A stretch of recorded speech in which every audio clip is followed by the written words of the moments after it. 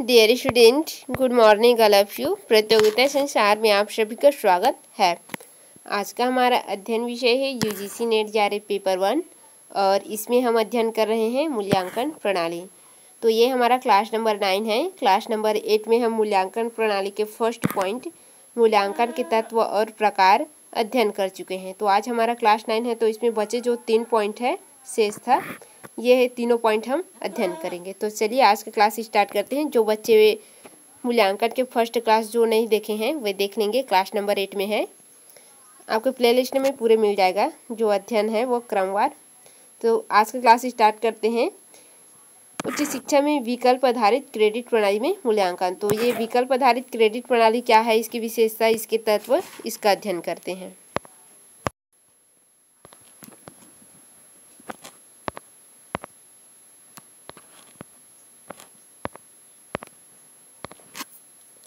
विकल्प आधारित क्रेडिट प्रणाली, choice based credit system.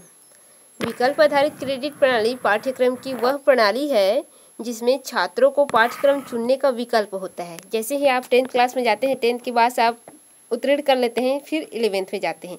11th class में क्या होता है, आपके पास कुछ विकल्प होते हैं जिसमें आप क्या करते हैं, आप साइंस चुनते हैं या आप मैथ्स चुनते हैं या आर्ट चुनते हैं।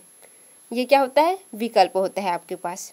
अर्थात इसमें विज्ञान के जो विद्यार्थी होता है वह क्या होता है, कला, वाणिज्य या अन्य विषय भी चुन सकते हैं। इसके बाद आप क्या कर सकते हैं, जैसे ही आप 12th पास करते हैं तो 12th पास करने के बाद आपके पास एक क्रेडिट आता है, एक विकल्प आता है जिसमें आप क्या कर सकते हैं। आप यदि विज्ञान के विद्यार्थी हैं तो आप क्या कर सकते हैं, आपको ये क्रेडिट दिया जाता है जिसके अंतर्गत आप विज्ञान के जो विद्यार्थी हैं वो कला भी चुन सकते हैं, यानी कि आर्ट भी ले सकते हैं या कोई वाणिज्य विषय भी ले सकते हैं। ये उनको क्रेडिट दिया जाता है। यह जो प्रणाली है, यह दिल्ली विश्वविद्यालय ने सन 2015-16 में इस पाठ्यक्रम को जो स्नातक है, यानी कि आपकी यूजी है, बीए, बीएससी, बीकॉम जो कहते हैं, उस लेवल में क्या किया था, शामिल किया था इसको। अब देख लेते हैं विकल्प आधारित क्रेडिट प्रणाली की विशेषताएं। इसकी फर्स्ट विशेषता है, यह प्रणाली सभी केंद्रीय और राज्य और मान्यता प्राप्त विश्वविद्यालय में एक समान है। यानी कि ये क्या है, जो विकल्प आधारित क्रेडिट प्रणाली है, इसकी जो क्रेडिट है वो क्या है, सभी विद्यालय में समान रूप से प्राप्त है। जो केंद्रीय विद्यालय हो, चाहे राज्य विश्वविद्यालय हो या कोई मान्यता प्राप्त विश्वविद्यालय हो, सभी में एक समान है यह। फिर है, इसके 3 मुख्य पाठ्यक्रम होते हैं। पहला होता है मूल पाठ्यक्रम, दूसरा होता है वैकल्पिक पाठ्यक्रम और तीसरा होता है बुनियादी पाठ्यक्रम। तो मूल पाठ्यक्रम क्या है, मूल पाठ्यक्रम को होता है जिस क्षेत्र में आप जाना चाहते हैं, जैसे कि साइंस हो गया, आर्ट हो गया, मैथ्स हो गया, इस प्रकार से।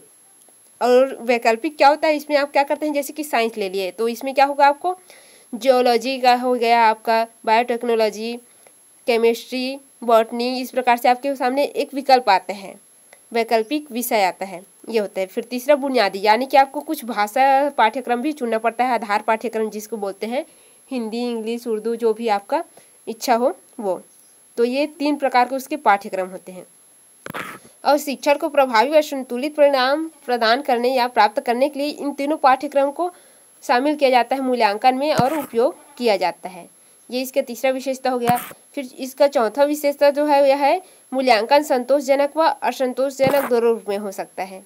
यानी कि संतुष्टिपूर्ण भी हो सकता है और असंतुष्टिपूर्ण भी हो सकता है, वो आपके मेहनत पर मतलब निर्भर करेगा। तो यहाँ पास दोनों सेम लिखा गया है, तो आप एक को असंतोषजनक लिखेंगे इसको। फिर है क्रेडिट प्रणाली मूल्यांकन के तत्व। अब इसकी जो क्रेडिट प्रणाली है इसमें मूल्यांकन होता है, उसके कौन कौन से तत्व है, यानी कि किन किन तत्वों के माध्यम से आपकी मूल्यांकन की जाती है इसमें। तो फर्स्ट है सेमेस्टर मूल्यांकन। तो सेमेस्टर मूल्यांकन ये आपका फर्स्ट है। आप जैसे ही क्या करते हैं, बीए में जाते हैं या कुछ विद्यालय में ये बीए स्टैंडर्ड में, यानी कि आपके यूजी लेवल में होता है और किसी महाविद्यालय में पीजी लेवल में होता है। ये जो सेमेस्टर कार्यक्रम है, यह सेमेस्टर के अनुसार जो विद्यार्थी होते हैं उनको क्या मिलता है, जो विज्ञान के होते हैं उन्हें कला या वाणिज्य के लिए 3 साल या अभियांत्रिकी के लिए 4 साल के पाठ्यक्रम आधार पर प्रगति दिए जाते हैं। वो क्या करते हैं, उत्तीर्ण करेंगे, फिर उसका मूल्यांकन होगा, इसके बाद वो अगले सेमेस्टर में चले जाएंगे। इस प्रकार से उनको क्रेडिट दिया जाता है। इसके अंतर्गत प्रत्येक सेमेस्टर में 15 से 18 सप्ताह का शैक्षणिक कार्यक्रम होता है जो 90 दिवस में पूर्ण होता है, यानी कि आपके 90 दिवस यानी कि 3 माह में पूर्ण होता है, किंतु उसमें एग्ज़ाम वगैरह या आपकी छुट्टी वगैरह भी शामिल होते हैं, इसीलिए वह क्या बन जाता है, आपके 6 माह में परिणित हो जाता है। जिससे क्या होता है, आपके 1 साल जो है 2 सेमेस्टर कंप्लीट करता है। एक सेमेस्टर आपका 6 माह का होगा और दूसरा सेमेस्टर आपका 6 माह का, यानी कि 1 साल का आपका 2 सेमेस्टर बनता है इसमें। फिर है क्रेडिट प्रणाली। तो क्रेडिट प्रणाली क्या है, उसका दूसरा तत्व है मूल्यांकन का जो है। तो मूल्यांकन का जो दूसरा तत्व है क्रेडिट प्रणाली, ये क्या है, प्रत्येक पाठ्यक्रम को एक निश्चित क्रेडिट सौंपा जाता है। जब छात्र पाठ्यक्रम उत्तीर्ण कर लेता है तो उसे अगला पाठ्यक्रम जो आधारित क्रेडिट होता है वो प्राप्त हो जाता है, वह अगले पाठ्यक्रम में चला जाता है। यदि एक छात्र एक सेमेस्टर उत्तीर्ण करता है तो उसे दोहराना नहीं पड़ता। ये क्या है, उनको क्रेडिट होता है कि वह पास कर लिए, मतलब अगले सेमेस्टर में अध्ययन करेंगे, ये उनका क्रेडिट कहलाता है।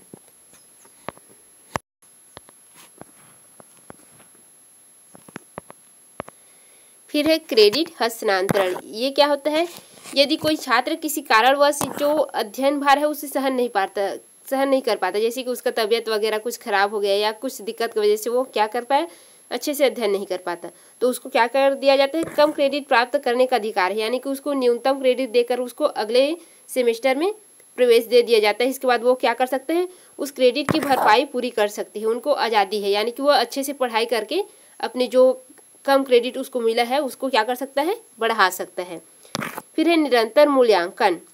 ये नेक्स्ट तत्व है। इसमें क्या होता है, इसमें जो छात्रवृत्ति है उसका मूल्यांकन केवल शिक्षक ही नहीं बल्कि छात्र भी स्वयं कर सकता है, यानी कि जो क्रेडिट मिला है उसको नेक्स्ट क्लास में उसमें क्या कर सकता है, जो छात्र है उसका मूल्यांकन कर सकता है अपनी योग्यता अनुसार। फिर है यूजीसी में ग्रेडिंग। ये आपके निम्न स्तर में भी है, ये जो ग्रेडिंग है, grade B grade, C grade, इस प्रकार से आपको दिया जाता है, यही है ग्रेडिंग। तो यूजीसी ने 10 अंक की ग्रेडिंग प्रणाली शुरू की है जो मूल्यांकन में सहायक होती है, जैसे कि यहाँ पर नीचे दिया हुआ है। फर्स्ट में दिया हुआ है ओ, तो जिस व्यक्ति को या जिस विद्यार्थी को ओ ग्रेड प्राप्त होगा वो क्या होगा, सर्वोत्तम में, यानी कि उसको जो 10 अंक का होता है, 10 अंक मतलब 100% हो गया, तो 10 अंक में क्या हो जाए, यदि 10 ला दिए या 90 से ऊपर हो गया उनका, तो वो क्या होगा, सर्वोत्तम में आ जाएगा। फिर है ए प्लस। ए प्लस क्या होता है, अति उत्कृष्ट होता है। अति उत्कृष्ट में उनको 80 से ऊपर लाना पड़ता है, 80 से ऊपर परसेंट, 90 तक के, ये क्या होता है, अति उत्कृष्ट होता है। फिर है बहुत अच्छा। तो ये बहुत अच्छा क्या है, ए ग्रेड है। ए ग्रेड में बहुत अच्छा मिलता है उनको, 70 से ऊपर 80 तक के परसेंट रहता है उनको मिलता है। फिर है बी प्लस। तो बी प्लस क्या है, ये अच्छा है, यानी कि उनको 60 से ऊपर 70 के मध्य या 70 तक के जो परसेंटेज या मार्क्स मिलते हैं उनके लिए होता है। फिर है औसत से ऊपर, यानी कि ये जो बी ग्रेड है वो क्या है, औसत से ऊपर, यानी कि उनको 50 से ऊपर 60 के मध्य तक के लेके आना पड़ता है। फिर है बी, ये क्या है, औसत से ऊपर हो गया। फिर है सी। सी क्या है, एक औसत है, यानी कि इसमें लगभग 50% से 40% के मध्य रहता है, ये होता है औसत।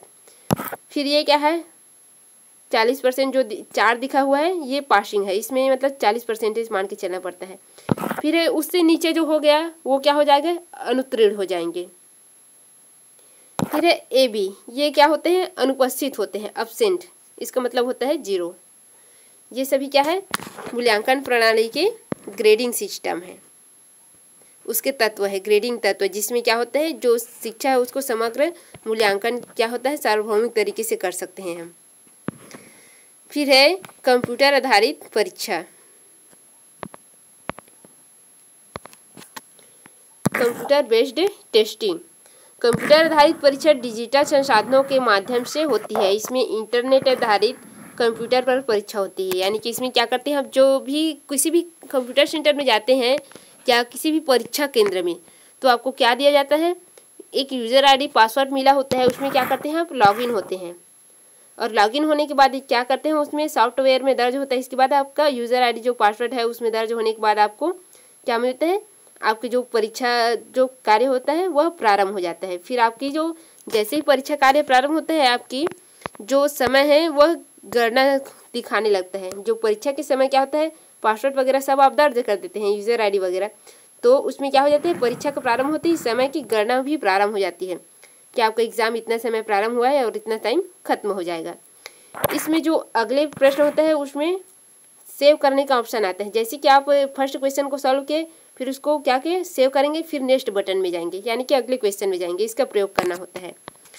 फिर इसमें क्या होता है, इसमें विभिन्न रंगों का उपयोग भी होता है। जैसे कि आपको लाल कलर दे दिए, भूरा कलर दे दिए, तो उसमें क्या होगा, जो आपके कितने क्वेश्चन बचे हैं, कितने क्वेश्चन आप सॉल्व कर लिए हैं, कितने क्वेश्चन बाकी है, इस प्रकार से उसमें रंगों के माध्यम से दर्शाता है। फिर क्या होता है, जब यहाँ पास जो परीक्षा होता है वो समाप्त होते ही सबमिट बटन का ऑप्शन आता है, जिसमें आप क्या करते हैं, जो परीक्षा प्रति है कंप्यूटर के सॉफ्ट में सेव कर देते हैं। जो यहाँ पास जांच है वो परीक्षा आ जाएगा। फिर क्या होता है, जैसे ही सेव करते हैं, फिर सबमिट बटन के प्रयोग करने के बाद कंप्यूटर की जो स्क्रीन है उस पर परीक्षा का विवरण आ जाता है, कि जिसमें आप यह दिखाता है कि आपने कितने प्रश्न किए हैं और कितने प्रश्न छोड़ दिए हैं, ये उसमें दिखाने लगता है। अब नेक्स्ट है कंप्यूटर आधारित परीक्षा का मूल्यांकन। तो उसका मूल्यांकन किस प्रकार होता है, ये देखते हैं। अब कंप्यूटर आधारित परीक्षा का मूल्यांकन। कंप्यूटर आधारित परीक्षा का मूल्यांकन कंप्यूटर में सॉफ्टवेयर के माध्यम से होता है।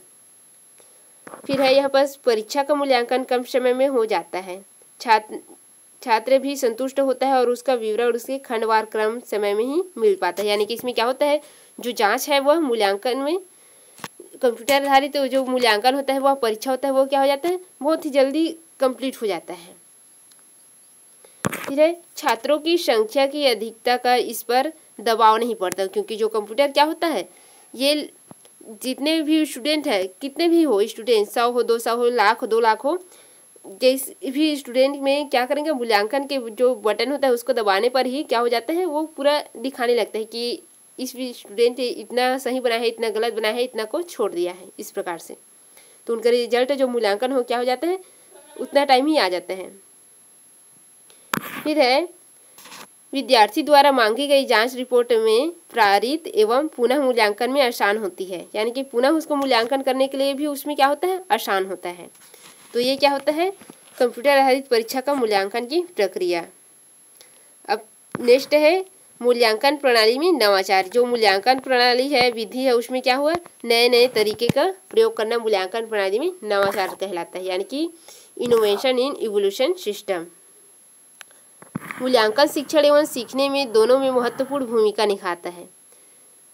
इसमें नवाचार का महत्वपूर्ण योगदान होता है। यह वर्तमान को आवश्यकताओं व वर्तमान पद्धतियों में नई तकनीकों का समावेश कर मूल्यांकन की प्रक्रिया को सरल एवं पारदर्शी तथा त्रुटिहीन तथा गुणवत्तापूर्ण बनाता है। ये क्या है, मूल्यांकन है, यानी कि इसमें नए नए जो तथ्य है उनको सम्मिलित करते हैं, तो वह क्या करता है, जो मूल्यांकन की प्रक्रिया है उसको सरल बना देता है, पारदर्शी और त्रुटिहीन बना देता है, और उसमें क्या होता है, उच्च गुणवत्ता आ जाता है। अतः कुछ महत्वपूर्ण मूल्यांकन नवाचार जो है वो इस प्रकार से है, उनका अध्ययन कर लेते हैं।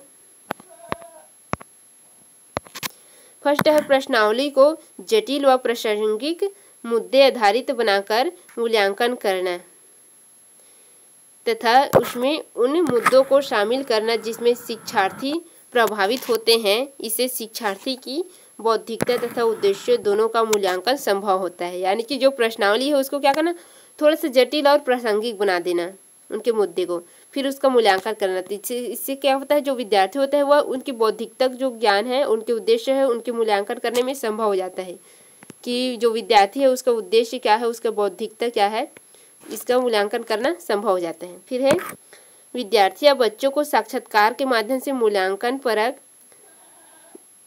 यानी कि मूल्यांकन जो तरीका है उसमें इस समूह में विद्यार्थियों को शामिल कर उनको प्रश्न पूछकर क्या किया जाता है, उसका मूल्यांकन भी किया जा सकता है। जैसे कि आपको क्या होता है, प्रैक्टिकल एग्जाम होता है जिसमें क्या करते हैं, आपको कुछ समूह में 10 का 5 का इस समूह में आपको क्या करते हैं, बुलाते हैं मूल्यांकन के लिए।